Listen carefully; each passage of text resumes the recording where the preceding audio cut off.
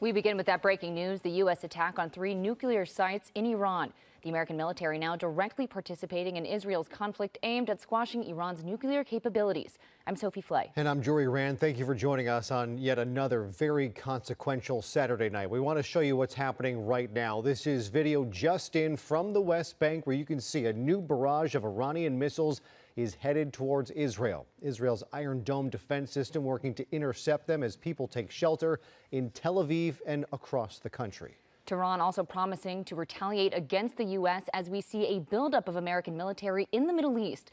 The world on edge as the situation develops rapidly. Iran's nuclear agency confirming U.S. warplanes bombed its Fordo, Esfahan, and Natanz atomic sites. President Trump telling the American people the facilities were completely and fully obliterated. We have team coverage. Tim Caputo has reaction from local Iranians. We begin with Tim Pulliam live in the newsroom with what this escalation could mean for the U.S. in the region. Sophie, Jory, a national security expert tells me he doesn't foresee a U.S. boots-on-the-ground war with Iran. But with Iran launching new missiles toward Israel tonight, this pushes the U.S. and Israeli forces into a deeper conflict with the country. Iran's nuclear bomb facilities no longer a threat after President Trump ordered a surprise strike this weekend. Trump addressing the nation Saturday. Tonight I can report to the world that the strikes were a spectacular military success. Iran's key nuclear enrichment facilities have been completely and totally obliterated. A decision that will likely define his second term. The White House releasing this image of the president with his national security team in the Situation Room during the orchestrated attack. The U.S. missile launch comes after Trump set a 2-week deadline to decide whether the U.S. would join Israel's attack on Iran's nuclear facilities. Israel's Prime Minister Benjamin Netanyahu praising the president's move. Your bold decision to target Iran's nuclear facilities with the awesome and righteous might of the United States will change history. A U.S. official tells ABC News B-2 stealth bombers were used in the strikes, but it was not clear at which locations seen here on this map.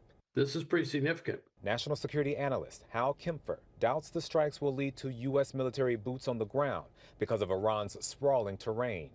But he says the U.S. will have to prepare for direct and indirect retaliation. The fear is retribution. The fear is that Iran would use its clandestine network, either directly or indirectly through its proxies around the world, to include Los Angeles, where they might do some sort of terrorist strike, asymmetric attack to further what they would perceive as their interests in that regard.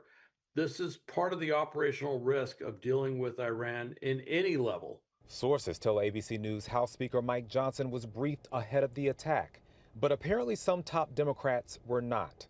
Minority House Leader Hakeem Jeffries posting on X, quote, "I pray for the safety of our troops in the region who have been put in harm's way. President Trump misled the country about his intentions, failed to seek congressional authorization for the use of military force.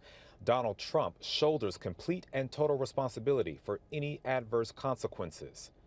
The president sending a sharp warning to Iran to make peace. Iran, the bully of the Middle East, must now make peace. If they do not, future attacks will be far greater and a lot easier. Iran's foreign minister is calling the U.S. military action criminal and will have everlasting consequences. Now, it's not clear how many people died or were injured as a result of the strike, if any. The UN nuclear watchdog says there's no increase in off-site radiation levels after the attack. Now, a recent Washington Post poll showed 45% of Americans surveyed opposed a military strike.